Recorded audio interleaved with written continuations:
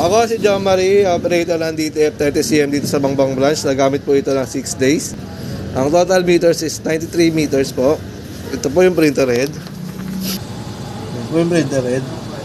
Ang palit po nito na yung November 2023 pa po. Ito po yung cupping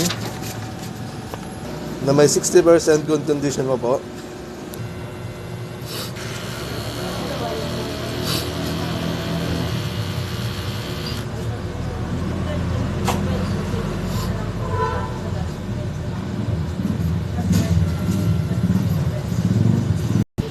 Punasan ng wiper at cupping.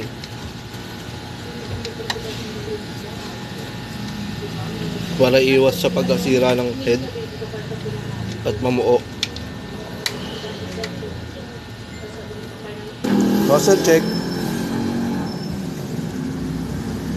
Ang egg system namin ay tama lang. Uling balik ng damn version ng December 2023. Last disposal ng waste tank is ng Sabado.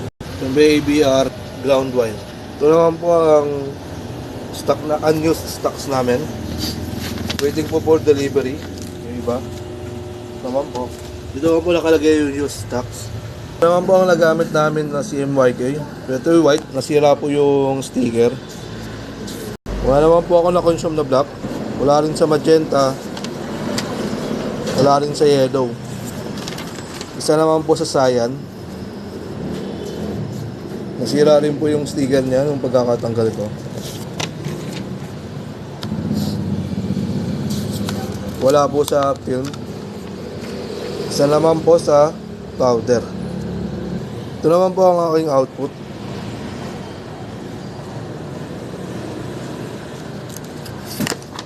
Daily checklist. Yun lang po, maraming salamat.